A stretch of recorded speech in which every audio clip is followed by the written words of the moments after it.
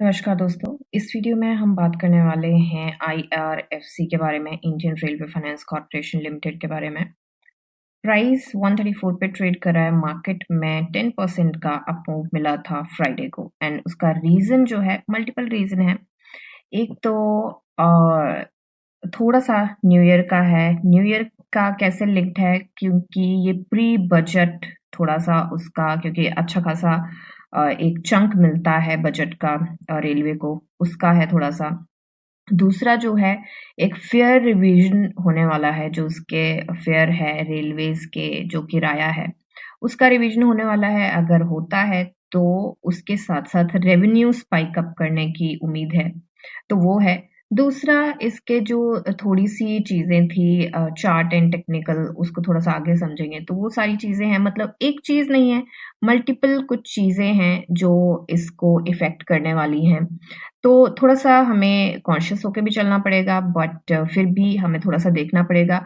एक बहुत बड़ा जो मेजर फैक्टर है वो ये है कि IRFC जो है, एक नवरत्न PSU है, जो कि हमारी बेसिकली ये फाइनेंस का है रेलवे का।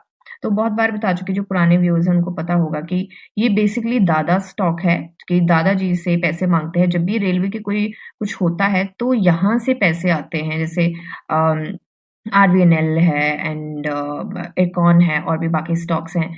तो अगर उनके पास कोई कॉन्ट्रैक्ट आ जाता है तो गवर्नमेंट के पैसे तो बाद में मिलते हैं, कुछ चंक मिलता है तो आफ्टर कंप्लीशन मिलते हैं। तो पैसे कहाँ से आते हैं उस प्रोजेक्ट को पूरा करने के?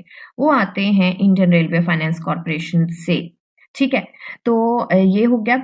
दूसरा, यहाँ पे अभी देखते हैं कि इसकी मार्केट कैप जो है 1,74,648 करोड़ के पास है एंड पीई इसका काफ़ी अच्छी स्टेज पे है। फेस वैल्यू इसकी 10 है, आने वाले टाइम में स्प्लिट भी देखने को मिल सकता है।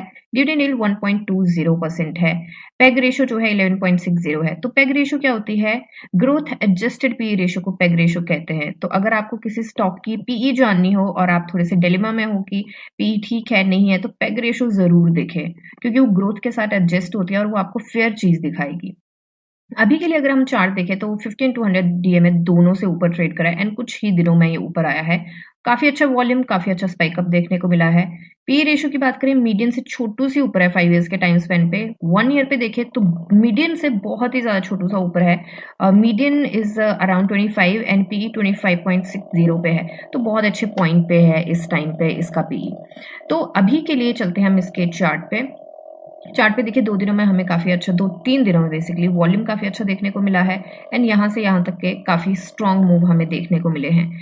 अब यहाँ पे जो मेजर इसका रेजिस्टेंस ज़ोन था वो ये वाला था, जो कि रेजिस्टेंस 3 आता था। उसको ये ब्रेक करके निकल चुका है, जो कि एक बहुत अच्छी बात है। उसने सस्टेन भी किया है, बहुत अच्छी बात है। और रेजिस्टेंस 4 पे जाके उसको भी इसने ब्रेक किया, बट वहाँ तक ये पहुँच तो ज़रूर गया और ये रेजिस्टेंस पुरानी थी, इसकी फुटप्रिंट यहाँ पे है, बट इसको सस्टेन नहीं कर पाया एंड थोड़ा-सा यहाँ पे प्रॉफिट बुकिंग बोल लो, थोड़ी-सी सेलर्स की डोमिनेंस देख लो। डोमिनेट तो वैसे बायर्स ही यहाँ पे करते हुए दिखाई दिए हैं, काफ़ी डिमांड, स्ट्रॉन्ग डिमांड देखने को मिली है, बट ये अपने रेजिस्टेंस 4 को ब्रेक नहीं कर पाया। अब कल मंडे है एंड मंडे से न्यू वीक चालू हो रहा है, बट न्यू वीक के साथ-साथ 3 दिन में न्यू ईयर भी चालू होगा और ये जो हमारा क्वार्टर है और हमारा ईयर है, खत्म हो जाएगा। फाइनेंशियल ईयर तो ऑफ कोर्स नहीं खत्म होगा, लास्ट क्वार्टर उसका चालू होगा। तो अभी के लिए पिवट एंड एवरीथिंग सारा कुछ चेंज हो जाएगा। तो जो रेजिस्टेंस 4 पे है, हो सकता है पिवट बन जाए या कुछ बन जाए या रेजिस्टेंस 1 बन जाए, ठीक है, वो होना है चेंज। बट यहाँ पे डेली टाइम फ्रेम पे देखें तो जहाँ पे स्टॉक ट्रेड कर रहा है ना अभी, वो इसकी स्ट्रॉन्ग रेजिस्टेंस है, ठीक है। तो यहाँ पे बात करते हैं बाई सेल और होल्ड की। पहले तो कोई रिकमेंडेशन है, सिर्फ मेरी एनालिसिस है, ठीक है। तो यहाँ पे बात करें तो अगर कॉम्बिनेट पहले से किया हुआ है तो मुझे लगता है कि पार्शियल प्रॉफिट बुकिंग का यहाँ पे डेफिनेटली टाइम है। हालांकि डिमांड यहाँ पे है, बट डिमांड के साथ साथ अगर देखे जाएं पुराने फुटप्रिंट्स तो यहाँ पे स्ट्रॉन्ग रेजिस्टेंस भी है, जिसको पहले फेस किया गया है। और अगर यहाँ से निकल जाता है तो यहाँ पे देखा जाए तो यहाँ से रिवर्सल भी मिला है और डिमांड जोन भी है यहाँ पे। तो कल का दिन काफी क्रूशियल रहेगा, जो दिखाएगा कि क्या होना है। अब एक चीज जो सबसे ज्यादा इंपॉर्टेंट है, ये जो लेवल है, जो इसके रेजिस्टेंस 2 है अभी के लिए 126.99, मतलब 127 का, अगर इस यहाँ पे प्रॉफिट बुकिंग आती है और इस लेवल को ब्रेक करके नीचे सेटल होता है ये। रिवर्सल मिल जाता है, बहुत अच्छी बात है, क्योंकि आरएसआई जो है हमारी 78.29 पे है, ये थोड़ा-सा ओवरसोल्ड ज़ोन के आस-पास जाती हुई हमें दिख रही है, तो उस चीज़ को थोड़ा-सा ध्यान में हमें रखना है। तो अगर ये 127 के इसको ब्रेक करता है, तो इसका मतलब जो इसका ट्रेंड रिवर्सल की हम उम्मीद कर रहे थे, वो थोड़ा-सा इतना स्ट्रॉन्ग नहीं है। तो उस चीज़ को ध्यान में रखना है, क्योंकि ये वाली जो रेजिस्टेंस है, ये वाला जो सपोर्ट है, ये ब्रेक नहीं होना चाहिए। और हो सकता है ना हो सकता है रेजिस्टेंस 3 से अपने ये टेस्ट करके या कुछ करके फ्लक्चुएशन में चला जाए, और हो सकता है कि गैप अप ओपनिंग हो जाए, you never know. But yes, यहाँ पे थोड़ा-सा सावधानी से ज़रूर चलना है। प्रॉफिट बुकिंग मुझे लगता है थोड़ी-सी कर लेनी चाहिए पार्शियल, और अगर एंट्री बनानी है, तो एंट्री मुझे लगता है इस लेवल के बाद बनती है, जो कि है 140 का। 140 के लेवल को ये ब्रेक कर जाता है, सॉरी यहाँ पे 143 का।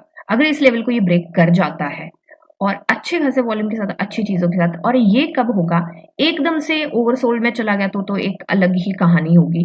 बट अगर ये सेटल करके थोड़ा-सा आरएसआई सेटल होता है, नीचे आता है, फिर से मूव लेता है, तो मुझे लगता है बहुत अच्छा मौका मिलेगा वो, और बहुत अच्छे मूव मिल सकते हैं। और अगर आरएसआई नीचे आया और इसको डिप मिला, तो वो भी बहुत अच्छा चांस होगा। बट साथ के साथ इस लेवल का ज़रूर ध्यान रखना है, 127 का।